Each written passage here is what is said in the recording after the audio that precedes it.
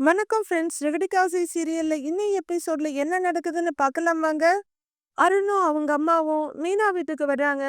அருண் கீழேயே வெயிட் பண்ண சொல்லிட்டு அருணோட அம்மா மேல வர மீனாவும் அவங்க அம்மாவும் ரிசீவ் பண்றாங்க. சத்யா சேர் எடுத்து போட இவன் தான் உங்க பையனான்னு அருணோட அம்மா கேக்குறாங்க. ஆமாங்கன்னு சொல்ற சீதா அம்மா சீதாவை உள்ளர போங்கறாங்க. சீதா கொஞ்சம் தயங்கி நின்னுட்டு இருக்க அவங்கள ஒரு முறை மறைக்கிறாங்க அவங்க அம்மா. சீதா ரூமுக்குள்ள போயிடு. என்னம்மா சாப்பிடுறீங்கன்னு மீனா கேக்குறாங்க. அதெல்லாம் ஒண்ணும் வேண்டாமான்னு அருண் அம்மா சொல்ல, சரிங்கம்மான்னு மீனாவும் அவங்க அம்மாவும் அவங்க முன்னாடி நிக்கிறாங்க. நடந்த விஷயமெல்லாம் அருண் சொன்னான். எனக்கு என்ன சொல்றதுன்னே தெரியல. சீதா ரொம்ப நல்ல பொண்ணு. அவள மாதிரி ஒரு பொண்ணு என் மருமகளா வர நான் ரொம்ப கொடுத்து வச்சிருக்கணும். நானே வீட்டுக்கு வந்து பேசலாம்னு நினைச்சுக்கிட்டு இருந்தேன். அதுக்குள்ள என்னென்னலாமோ நடந்து போச்சு. முத்துங்கிறது உன் வீட்டுக்காரரு தானேம்மா அப்படின்னு அவங்க கேட்க, ஆ ஆமாமாங்கிறாங்க மீனா. அருண் சொல்லியிருக்கான். அவரு அடிக்கடி அருண் கிட்ட பிரச்சனை பண்ணிருக்காருன்னு அப்படின்னு அருண் அம்மா சொல்லிட்டு இருக்கப்பவே, என் மாப்பிள்ள அப்படிலாம் எந்த வம்பு தும்புக்கும் போறவர் இல்லைங்க. உங்க புள்ளதான் தேவையில்லாம என் மாப்பிள்ள கிட்ட அப்படின்னு மீனாவோட அம்மா பேசிட்டு இருக்க. அம்மா இப்ப எதுக்குமா அதெல்லாம்? ரெண்டு பேருக்கும் ஏதோ ஒரு கோவம் பார்க்கும் போதெல்லாம் தகராறு ஆயிருக்கு. இப்ப அத பேசி ஒன்னும் ஆக போறதில்ல. அடுத்து என்ன செய்யறதுன்னு பார்க்கலான்னு மீனா அவங்க அம்மாவை அடக்குறாங்க. நீங்க என்னம்மா முடிவு பண்ணிருக்கீங்கன்னு அருணோட அம்மா கேட்க, அது வந்து அப்படின்னு அவங்க ஆரம்பிக்கிறதுக்குள்ளேயே மீனா அது வந்துமா அப்படிங்கிறாங்க. அருணும் சீதாவும் விரும்புறாங்க. நீங்க அருண பத்தி தப்பா எதுவும் நினைக்காதீங்க. ஏன் பையங்கிறதுனால நான் சொல்லல. அவன் ரொம்ப நல்ல பையன்மா. சீதாவும் நல்ல பொண்ணுதான். முன்ன பின்ன தெரியாதப்பவே ஹாஸ்பிட்டல்ல என்ன அவ்ளோ நல்லா பாத்துக்கிட்டா. சீதா மாதிரி ஒரு மருமக வந்தா ரொம்ப நல்லா இருக்கும்னு நானே என் மனசுல நினைச்சிருக்கேன். அது நிஜமா நடந்தா அதை விட சந்தோஷம் எனக்கு வேற எதுவுமே இல்ல. அருணுக்கும் உங்க பெரிய மாப்பிள்ளைக்கும் மனஸ்தாபம் ஆயிருக்கு. உங்க மாப்பிள்ளை அந்த கோவத்தை மனசுல வச்சுக்கிட்டு இவங்களுக்கு கல்யாணம் பண்ணி வைக்க மாட்டேன்னு சொல்றது அப்படின்னு அருண் அம்மா சொல்லிட்டு நிறுத்த, எங்க மாப்பிள்ளை காரணம் இல்லாம எதுவும் சொல்ல மாட்டாருங்க. எங்க வீட்டுக்காரர் போனதுக்கு அப்புறம் எங்களுக்கு எல்லாத்துக்குமே ஆதரவா நிக்கிறது எங்க மாப்பிள்ளை தான். என் பொண்ணு மீனாவையும் அவரு சந்தோஷமா பாத்துக்கிறாரு. எங்க குடும்பத்துக்கு தேவையானதெல்லாம் அவரு பார்த்து பார்த்து செஞ்சுக்கிட்டு இருக்காரு. என் பையனை பரீட்சை எழுத விடாம தடுக்க பார்த்தாங்க. மாப்பிள்ள தான் போராடி அவனை காப்பாத்தி பரீட்சை எழுத வச்சாரு. இந்த வீட்டுக்கு அவரு மாப்பிள்ளையா மட்டும் இல்லங்க, மகனாவும் தான் அவரை பாக்குறேன். அவரு தேவையில்லாமலாம் கோவப்பட மாட்டாரு அப்படின்னு மீனாவோட அம்மா சொல்ல, நீங்க சொல்றது எல்லாம் சரிதாம்மா. வீட்டுக்குள்ள ஒருத்தங்க எப்படி வேணா இருக்கலாம். ஆனா வெளியே யாரு எப்படி இருப்பாங்கன்னு தெரியாதுல்ல. அவரால அருணுக்கு 2 தடவை சஸ்பெண்ட் வேற ஆயிருக்கு அப்படின்னு அருண் அம்மா சொல்ல, இல்ல இல்ல அதுலலாம் என் மாப்பிளைக்கு எந்த பிரச்சனையும் தப்பும் இருக்காது. அவரை பத்தி எதுவும் சொல்லாதீங்க. அவரு ரொம்ப நல்லவரு அப்படின்னு மீனா அம்மா அவசரமா சொல்ல, அவங்க ஒரு மாதிரியா பாக்குறாங்க. என்னடா இதுங்கிற மாதிரி. அவங்க 2 பேருக்குள்ள நடந்த சண்டையெல்லாம் எனக்கு தெரியுமா. ஏதோ ஒரு தவறான புரிதலால நடந்த சண்டை தான். அத பேசி கூட சரி பண்ண முடியும். நான் அவர்கிட்ட பேசுறேங்கிறாங்க மீனா. மீனா நீ இரு. இங்க பாருங்க. சீதாவுக்கு ஒரு நல்ல வாழ்க்கை வருதுன்னா அது நடக்கணும்னு நினைக்கிற முத ஆள் எங்க மாப்பிள்ளையா தான் இருப்பாரு. ஆனா உங்க பையன் சரிப்பட்டு வரமாட்டார்னு எங்க மாப்பிள்ளை சொல்லிட்டாரு அப்படின்னு மீனாவோட அம்மா சொல்ல, உள்ளர இதெல்லாம் கேட்டுட்டு இருக்க சீதா ரொம்பவே வருத்தமா நிக்கிறாங்க. அத முடிவெடுக்க வேண்டியது உங்க மாப்பிள்ளை இல்லையேம்மா. உங்க பொண்ணு மனசுல என்ன இருக்குன்னு தானே நீங்க கேட்கணும். வாழ போறது அவங்க தானே. உங்க மாப்பிள்ளை நல்லவரா இருக்கலாம். ஆனா இப்போ நீங்க உங்க பொண்ணு வாழ்க்கைய பத்தி தானே யோசிக்கணும் அப்படின்னு அருணோட அம்மா கேட்க, அம்மா நீங்க கொஞ்சம் வெயிட் பண்ணுங்க. நான் அவர் மனச மாத்த முயற்சி பண்ணிட்டு இருக்கேங்கிறாங்க மீனா. மீனாவோட கைய புடிச்சு தடுக்கிற அவங்க அம்மா, மீனா நான் பேசிக்கிறேங்கிறாங்க. இங்க பாருங்க, இந்த வீட்டை பொறுத்த வரைக்கும் எங்க மாப்பிள்ளையோட முடிவு தான் எங்களுக்கு முக்கியம். அவர் சம்மதம் இல்லாம இங்க எதுவுமே நடக்காது. அவருக்கு பிடிக்காத எந்த விஷயத்தையும் நாங்க செய்ய மாட்டோங்க. அவரு இந்த சம்பந்தம் வேண்டான்னு சொல்லிட்டாரு. அவரும் வேற இடம் பாத்துக்கிட்டு தான் இருக்காரு. நீங்க கல்யாண விஷயம் பேச வந்திருந்தா அத மறந்துருங்க. அது நடக்காதுன்னு உறுதியா சொல்றாங்க மீனாவோட அம்மா. என்னங்க இப்படி சொன்னீங்கன்னா எப்படி? உங்க பொண்ணு ஆசைப்படுற வாழ்க்கைய அமைச்சு கொடுத்தா தானே அவ சந்தோஷமா இருப்பா அப்படின்னு அருண் அம்மா கேட்க, நாங்க சாதாரண குடும்பத்து ஆளுங்க. ரொம்ப கஷ்டப்பட்டு நானும் என் வீட்டுக்காரரும் என் பசங்கள ஆளாக்கி இருக்கோம். ஆசைப்படுற எல்லாமே எல்லாருக்கும் கிடைச்சிடுறது இல்ல. என் பொண்ணுக்கு எங்க மாப்பிள்ள நல்ல இடமா பாப்பாருன்னு எனக்கு நம்பிக்கை இருக்கு. அவர் முடிவு தான் இங்க எல்லாமே. நீங்க இத பத்தி பேசுறதா இருந்தா இனிமே இங்க வர வேண்டாம் அப்படின்னு மீனாவோட அம்மா மூஞ்சில அடிச்ச மாதிரி சொல்றாங்க. உள்ள இருக்க சீதா மட்டும் இல்ல, வெளியே இருக்க மீனா, சத்யா எல்லாருமே திகைச்சு போறாங்க. என்னம்மா நீங்க இப்படி? அப்படின்னு மீனா கேட்க, நீ சும்மா இரு அப்படிங்கிற அவங்க அம்மா, நீங்க கிளம்புங்கங்கறாங்க. மெதுவா எழுந்து நிக்கிற அருணோட அம்மா, சரி நான் வரேன்னு கிளம்புறாங்க. அவங்க வாசப்படிய தாண்டிட்டு இருக்க, அம்மா என்னம்மா வந்தவங்க கிட்ட போய் இப்படி பேசிக்கிட்டு இருக்க அப்படின்னு மீனா கொஞ்சம் கோவமா கேட்க, நான் சரியா தாண்டி பேசிக்கிட்டு இருக்கேன். நடக்காத ஒரு விஷயத்த வளர்த்துக்கிட்டே போக கூடாது அப்படிங்கிற அவங்க அம்மா லைட்டா திரும்பி சீதான்னு கூப்பிட, சீதா ரூமை விட்டு வெளியே வர்றாங்க. இங்க பாரு சீதா, மாப்பிள்ளை இந்த குடும்பத்துக்காக எவ்வளவோ பண்ணியிருக்காரு. அவரு சொல்றதுதான் நாம கேட்கணும். அதுதான் நாம அவருக்கு குடுக்கிற மரியாதையும் கூட. உன் நல்லதுக்கு தான் மாப்பிள்ளை எதையும் செய்வாரு. அத புரிஞ்சு நடந்துக்கோ. மாப்பிள்ளைய மீறி எதுவும் செய்யணும்னு நினைக்காத. அது உனக்கும் நல்லதில்ல, இந்த குடும்பத்துக்கும் நல்லதில்ல அப்படின்னு மிரட்டலா சொல்லிட்டு அங்கிருந்து நகர்ந்துடுறாங்க. சீதா அழுகையோட நின்னுட்டு இருக்க மீனா அவங்க கிட்ட போறாங்க. அருணோட அம்மா கீழே இறங்கி வர்றாங்க. வண்டியில உட்கார்ந்துருக்க அருண் ரொம்பவே ஆர்வமா இறங்கி, என்னம்மா பேசிட்டீங்களா? என்ன சொன்னாங்க அப்படின்னு அவரு கேட்க, இல்லடா, இப்ப நாம சொல்ற எதையும் கேட்கிற நிலைமையில கூட அவங்க இல்ல. எனக்கு என்னமோ இந்த குடும்பம் நமக்கு சரி வரும்னு தோணலங்கிறாங்க அவங்க அம்மா. ஏம்மா அப்படி சொல்றேன்னு அருண் கேட்க, அவங்க மாப்பிள்ளை எடுக்கிற முடிவு தான் எல்லான்னு சொல்லிட்டாங்க. அவர் சம்மதம் இல்லாம இந்த கல்யாணம் நடக்காதுன்னு சொல்லிட்டாங்க. நானும் பேசி பார்த்தேன். அவங்க கேட்க ரெடியா இல்ல. அவங்க மாப்பிள்ளைக்கு பிடிக்காம இந்த கல்யாணம் எப்படி நடக்கும்னு எனக்கும் தெரியல அப்படின்னு அவங்க அம்மா சொல்ல, யோசனையா கேட்டுக்கிட்டே இருந்த அருண், ஓஹோ, அவன் வேணும்னே இந்த சிச்சுவேஷனை யூஸ் பண்ணி என்ன பழிவாங்க பாக்குறான். இவனை சமாளிச்சாதான் நான் சீதாவை கல்யாணம் பண்ணிக்கணுமா? இப்ப சொல்றேம்மா, யார் தடுத்தாலும் சீதா தான் என் பொண்டாட்டி. அவ தான் உன் மருமக. இத யாராலையும் மாத்த முடியாது. வாமா போலான்னு வண்டியில உட்கார்ற அருண் ஹெல்மெட் போடுறாரு. சீதா கார் ஷெட்டுக்கு வர, அங்க வண்டியை துடைச்சிட்டு இருக்க கார்த்திக் எல்லாரும் பாக்குறாங்க. என்ன சீதா வாட்றக்கேன்னு சொல்லிட்டு இருக்க. சீதா நேரா முத்துவோட கார் கிட்ட வந்து மாமான்னு கூப்பிடுறாங்க. காருக்குள்ளர குனிஞ்சு ஏதோ தொடச்சிட்டு இருந்த முத்து எழுந்து, சீதா என்ன திடீர்னு இந்த பக்கம் வந்திருக்கிற அப்படின்னு கேட்க, உங்ககிட்ட கொஞ்சம் பேசணும் மாமாங்கிறாங்க சீதா. அதுக்கு வீட்டுக்கு வர வேண்டியதானே, இல்லைன்னா நீ ஃபோன் பண்ணியிருந்தா நான் வீட்டுக்கு வர போறேன். நீ ஏன் இவ்வளவு தூரம் வந்த அப்படின்னு முத்து கேட்க, இல்ல மாமா அது வந்துன்னு தயங்கி நிக்கிறாங்க சீதா. டீ எதுவும் குடிக்கிறியான்னு முத்து கேட்க, இல்ல மாமா வேண்டாம் அப்படின்னு சீதா சொல்ல, சரி என்ன விஷயம் சொல்லுங்கிறாரு முத்து. மாமா நான் இப்படி பேசுறேனேன்னு கோவப்படாதீங்க அப்படின்னு சீதா ஆரம்பிக்க, அப்ப கோவப்படுற மாதிரி ஏதோ சொல்ல போற அப்படின்னு முத்து சீதாவையே பார்த்துட்டு இருக்க, மாமா நீங்க நல்லவரு தான், அது எனக்கு தெரியும் அப்படின்னு சீதா சொல்ல, இப்பெல்லாம் நல்லவரா இருக்கிறதுனால தானே பிரச்சனையே அப்படின்னு முத்து சொல்ல, எங்க குடும்பத்துக்கும் எங்களுக்கும் எது நல்லதோ அதை தான் நீங்க செய்வீங்கன்னு நல்லா தெரியும் மாமா. நீங்க எது சொன்னாலும் செஞ்சாலும் அதுல எங்க நல்லதை மட்டும்தான் யோசிப்பீங்கன்னு எனக்கு தெரியும் மாமா அப்படின்னு சீதா பிடுகி போட்டுட்டு இருக்க, தெரிஞ்சா சரிதாங்கிறாரு முத்து. மாமா உங்கள மாதிரி அருணும் ரொம்ப நல்லவர் தான் மாமா அப்படின்னு சீதா சொல்ல, அதுவரையும் திரும்பி நின்று இருக்க முத்து இப்ப நேரா சீதாவை பார்த்து, அப்புறம் அப்படின்னு ரொம்பவே எகத்தாளமா கேட்க, நான் ஒரு தப்பான ஆளை கண்டிப்பா என் லைஃப்ல சூஸ் பண்ணவே மாட்டேன் மாமா. அவர் கூட பழகும்போது தான் தெரிஞ்சவரு. அவரு ரொம்ப நல்லவரு. அவரு அம்மாவும் நல்லவங்க. என் மேல ரொம்ப பாசமா இருப்பாங்க. அருண் கொஞ்சம் கோவப்படுவாரே தவிர, மத்தபடி அவருக்கு எந்த கெட்ட பழக்கமும் இல்ல. அவரு வேலையில அவர் ரொம்ப கரெக்ட்டா இருப்பாரு அப்படின்னு சீதா சொல்லிக்கிட்டே கொஞ்சம் முன்னாடி நடந்துட்டு இருக்க, அப்ப எங்க வேலையிலலாம் நாங்க கரெக்ட்டா இல்லையா அப்படின்னு முத்து குதர்க்கமா கேட்டுட்டு வந்து நிக்கிறாரு. நான் அப்படி சொல்லல மாமா. உங்களுக்கு எங்க குடும்பத்து மேல அக்கறை இருக்கு. எனக்கு தெரியும். எங்க அப்பா இருந்து எங்கள எப்படி பார்த்துப்பாரோ, அப்படிதான் நீங்க எங்கள பார்த்துக்கிறீங்க. எனக்கும் உங்க மேல ரொம்ப மரியாதை இருக்குங்க மாமா. அதனால தான் நான் இப்போ உங்கள தேடி வந்தேன் அப்படின்னு சீதா சொல்ல, அதுக்கு என்னங்கிற மாரி ஒரு பார்வை பார்த்துக்கிட்டு இருக்காரு முத்து. அருண் நம்ம ஃபேமிலிக்கும் கரெக்ட்டா தான் மாமா இருப்பாரு. அம்மாவையும் தம்பியையும் கூட நல்லா பார்த்துப்பாருங்கிறாங்க சீதா. உடனே முத்துவுக்கு சுறுசுறுன்னு கோவம் ஏறிடுது. அப்ப நான் நல்லா பார்த்துக்கல.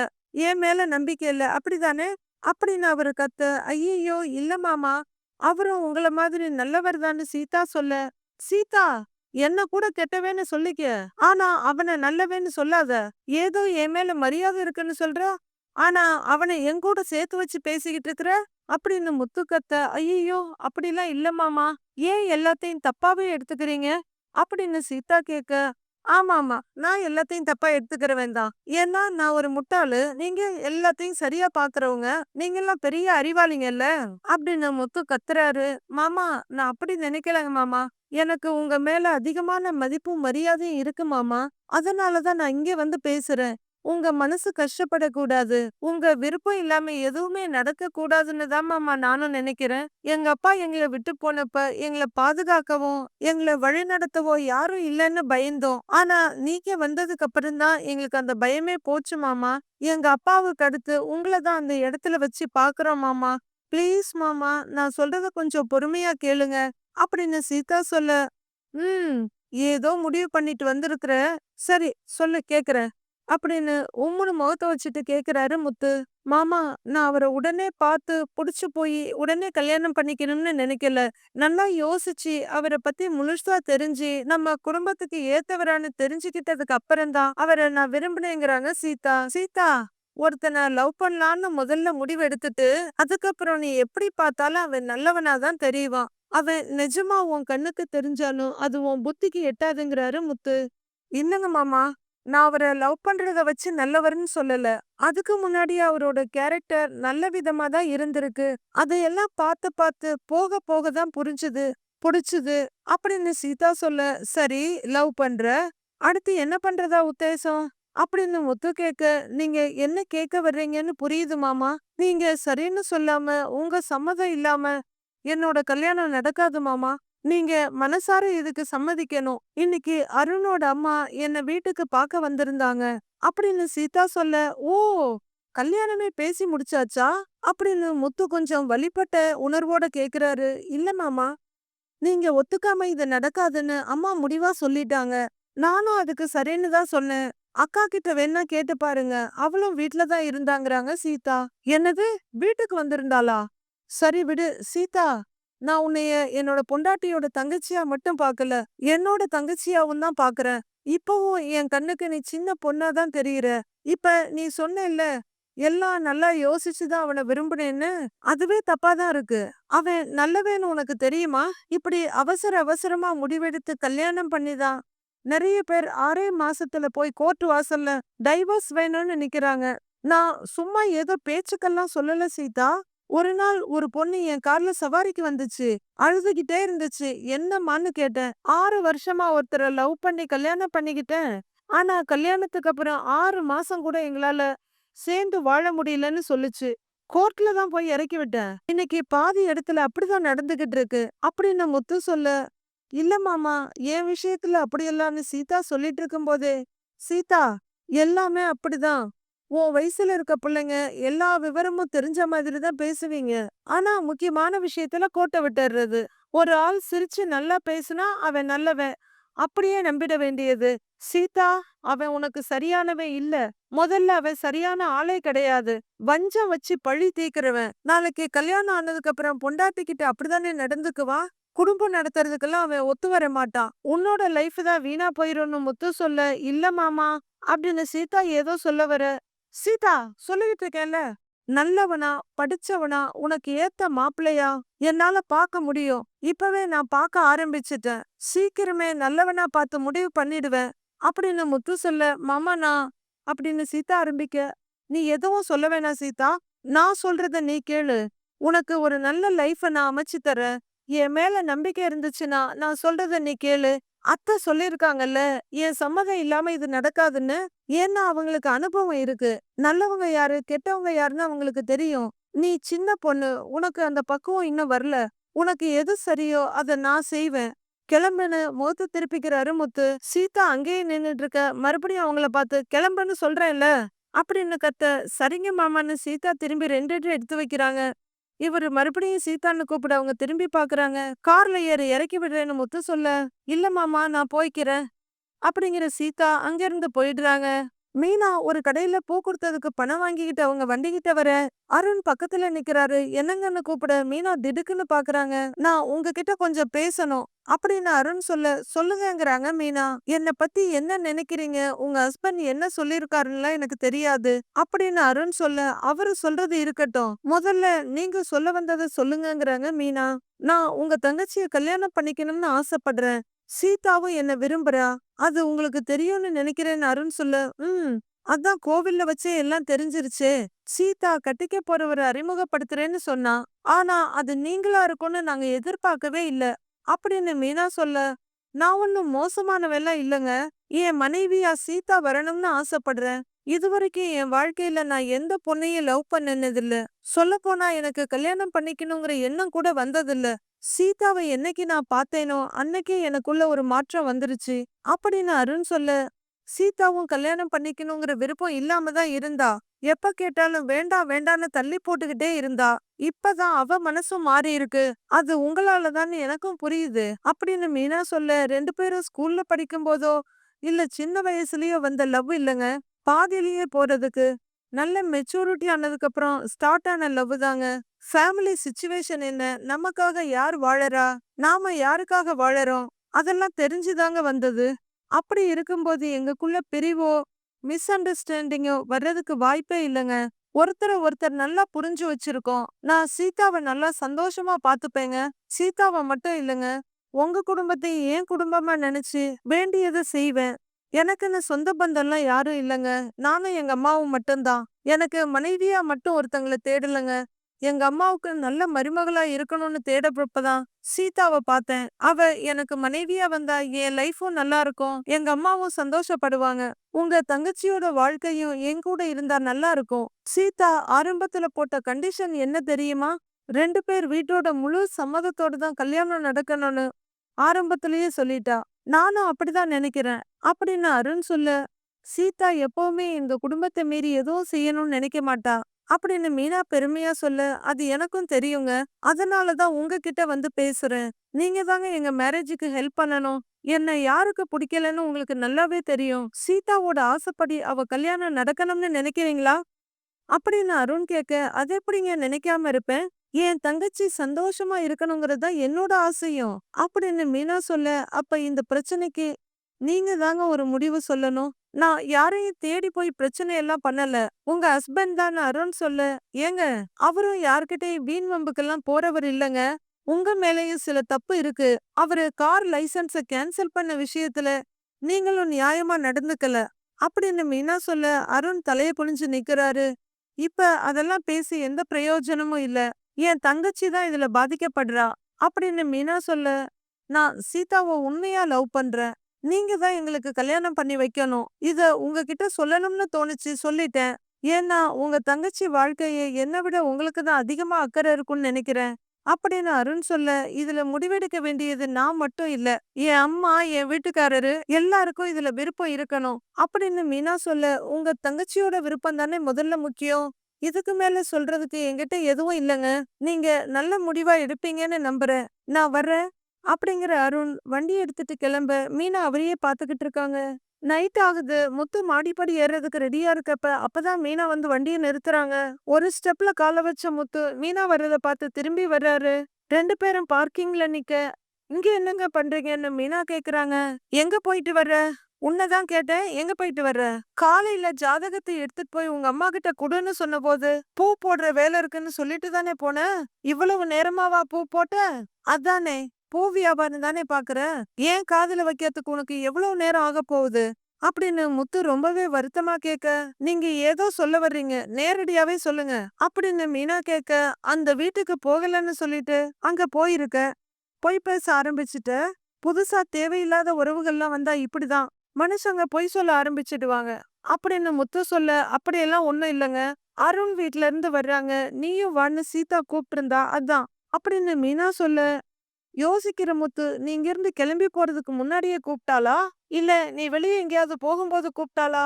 அப்படின்னு முத்து கேட்க, எச்சில் விழுங்குற மீனா, முன்னாடி எதாங்க கூப்பிட்டாங்கறாங்க. எங்க வீட்ல பேசுறதுக்கும் ஆதரவா இருக்கறதுக்கும் வேற யார் இருக்கா? சொன்னா நீங்க கோவப்படுவீங்கன்னு தான் நான் சொல்லல. அப்படின்னு மீனா சொல்ல, சீதா செட்டுக்கு வந்திருந்தாங்கறாரு முத்து பட்டுன்னு. அங்க வந்திருந்தாளான்னு மீனா கேட்க, அவ உன்ன மாதிரி இல்ல, என் மேல மரியாதை வச்சிருக்கா. அவ சொல்லிதான் எனக்கு எல்லாம் தெரியும். அந்த போலீஸ்காரன் வீட்ல இருந்து வந்து கல்யாணத்தை பத்தி பேசி இருக்காங்க. ஏன் சம்மதம் இல்லாம இந்த கல்யாணம் நடக்காதுன்னு உங்க அம்மா சொன்னதையும் சீதா சொன்னா. உன் அம்மாவே என் மேல மரியாதை வச்சிருக்கிறாங்க, உன்னை தவிர.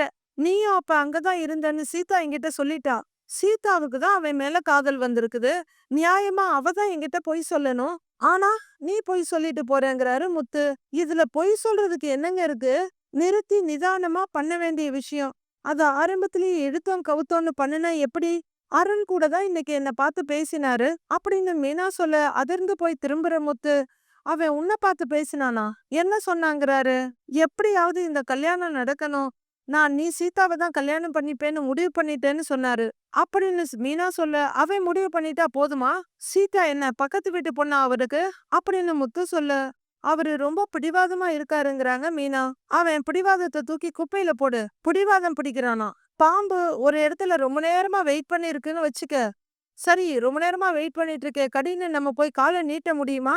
அந்த மாதிரி தான் அந்த அருணும். அப்படின்னு முத்து கத்த, ஏங்க நீங்க எப்பவுமே அவரை தப்பான கண்ணோட்டத்திலேயே பாக்குறீங்க அப்படின்னு மீனா சொல்ல, நான் மட்டும்தான் அவனை சரியா பாக்குறேன் அப்படின்னு முத்து சொல்ல, சரி சீதா கிட்ட என்ன சொன்னீங்கன்னு கேக்குறாங்க மீனா.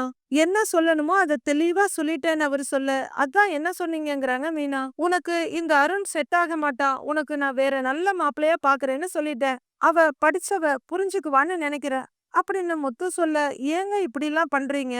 2 பேருமே விரும்புறாங்க, அவருக்கு என்ன குறைச்சல்? நல்ல வேலையில இருக்காருன்னு மீனா சொல்லிட்டு இருக்கப்பவே முத்து அவங்கள முறைச்சுக்கிட்டு இருக்க. அதுக்காக நான் உங்களை எதுவுமே குறைச்சு எடை போடுறேன்னு நினைக்காதீங்க. 1000 பேர் வந்தாலும் நீங்க தான் எனக்கு முக்கியம். நீங்க சொல்ற வார்த்தையும் தான் முக்கியம் அப்படின்னு மீனா சொல்ல, ஓ அதான் என்கிட்ட கூட சொல்லாம மறைச்சிட்டு போனியா அப்படின்னு முத்து கேட்க, ஏங்க இத ஒரு பெரிய விஷயமா பேசாதீங்க. உங்ககிட்ட சொன்னா காலையிலேயே கோவத்துல கத்துவீங்க. அவங்க 2 பேருக்கும் கல்யாணம் பண்ணி வச்சா அவங்க வாழ்க்கை நல்லா இருக்கும்னு நான் நினைக்கிறேன் அப்படின்னு மீனா சொல்ல, அது கனவுல கூட நடக்காது. நான் ஒத்துக்கவும் மாட்டேன். அப்படி ஒரு கல்யாணம் நடந்துச்சுன்னு வச்சுக்கயேன், உன்னைய அனுப்ப மாட்டேன். ஏன்? நான் வேண்டான்னு நீ முடிவு பண்ணிட்டேன்னா அதுக்கு மேல உன் விருப்பம் அப்படின்னு சொல்லிட்டு முத்து கிளம்பி போயிட. ஐயோ, இவர்கிட்ட பேசி புரிய வைக்கவே முடியாது போல இருக்கேன்னு மீனா பாக்குறாங்க. மறுநாள் காலையில பொழுது விடியுது. மனோஜ் குளிக்கிறதுக்காக பாத்ரூம்குள்ள போக, ரூம்குள்ள வர்ற ரோஹிணி, நீ உன் அம்மா பேச்ச மட்டும்தான் கேப்பல்ல, இரு இப்ப உன்னை நான் எப்படி வழிக்கு கொண்டு வர்றேன்னு பாரு அப்படின்னு மனசுக்குள்ள சொல்லிக்கிறவங்க போன் எடுத்து காதுல வச்சு, ஹலோ சொல்லு மகேஷ் அப்படின்னு சொல்ல, பாத் டப்ல படுத்திருக்க மனோஜ், யார் அந்த மகேஷ் அப்படின்னு எழுந்து உட்கார்ந்து தனக்குள்ளேயே கேட்டுக்கிறாரு. சாரி, நேத்து நைட்டு நான் தூங்கிட்டேன், அதனாலதான் கால் பண்ண முடியல அப்படின்னு ரோகிணி போன்ல பேசிக்கிட்டு இருக்க. பாத் டப்ப விட்டு எழுந்து வெளியே வந்துடுறாரு மனோஜ். ஆஹா, இல்ல இல்ல, நீ கால் பண்ணதுல எனக்கு ஹாப்பி தான். அது என்னமோ தெரியல, சில பேர்கிட்ட பேசும்போது மனசு ரொம்ப லேசாயிடுது. சில பேர்கிட்ட பேசும்போது நாம என்னதான் சந்தோஷமா பேசினாலும் அவங்க பேசுறதுலதான் மனசு ரொம்ப கஷ்டமாயிடுது. அப்புறம் சொல்லு மகேஷ், உன் ஒர்க்கெல்லாம் எப்படி போகுது அப்படின்னு ரோஹிணி பேசிக்கிட்டே இருக்க. ஷாம்பு எடுத்து தலையில போடுற மனோஜ் வேக வேகமா தலைய சொரியிற மாதிரி பிச்சுக்கிட்டு இருக்காரு. என்ன மகேஷ், என்ன வேலையெல்லாம் எப்படி போகுதுன்னு கேட்டுட்டு இருக்கறா, என்ன பேசுறா அப்படின்னு கதவு கிட்ட வந்து ஒட்டு கேக்குறாரு. அப்படியா? ஆமா மகேஷ், ரொம்ப நாள் ஆச்சுல்ல, நானும் உன்னை பார்க்கணும் அப்படின்னு ரோகிணி சொல்லிட்டு இருக்க.